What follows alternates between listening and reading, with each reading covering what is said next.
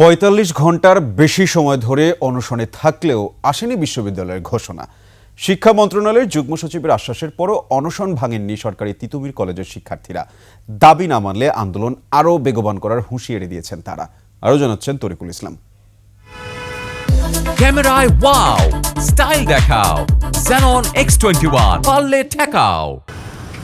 রাত পেরিয়ে বেলা গড়ালেও অনশনে অনড় তিতুমির কলেজের শিক্ষার্থীরা। ৪৫ ঘন্টারও বেশি সময় ধরে অনশনে অসুস্থ হয়ে পড়েছে শিক্ষার্থীদের অনেকে।